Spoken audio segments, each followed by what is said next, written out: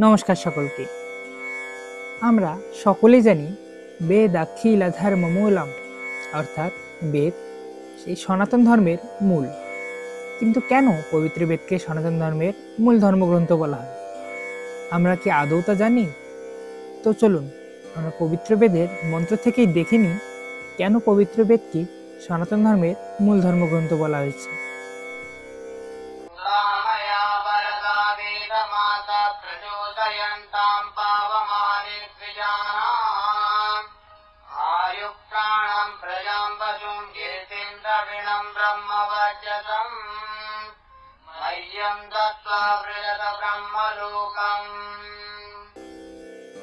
সরলার্থ, পরমাত্মা উপদেশ দিচ্ছেন, হে মনুষ্য, বর প্রদানকারী বেদ আমার দ্বারা উপদেশ প্রদান করা হয়েছে।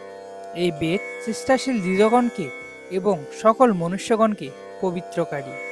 এই বেদ দীর্ঘায়ু, জীবন শক্তি, সুসন্তান, পশুধন, যশ, ধনধান্য তথা ব্রহ্মতেজ প্রদানকারী।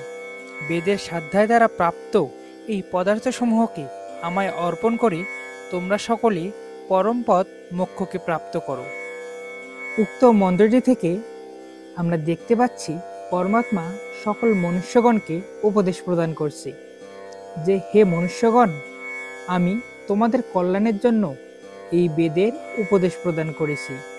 এই বেদবাণী কর্মশীল মনুষ্যদেরকে পবিত্র করে। যে মনুষ্য বেদের অধ্যয়ন করে এবং তদানুসারে আচরণ করে তার জীবন পবিত্র, নির্দোষ এবং নিষ্পাপ হবেই। তার সাথে সেই ব্যক্তির দীর্ঘায়ু প্রাপ্তি হবে, জীবন শক্তি প্রাপ্তি হবে, সুসন্তানের প্রাপ্তি হবে, তার জীবনে পশুর কমতি হবে না, চতুর্দিকে তার যশ কীর্তি বৃদ্ধি পাবে, তার ধন ধান্য ঐশ্বর্য এবং বৈভবের ন্যূনতা থাকবে না।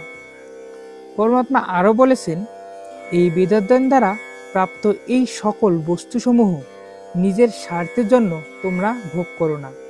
এই সকল বস্তুসমূহকে আমায় অর্পণ করো, অর্থাৎ প্রজাগণের হিতে লাগাও, মানব কল্যাণে লাগাও, তবেই তোমাদের জীবনের চরম উদ্দেশ্য মোক্ষকে প্রাপ্ত হতে পারবে।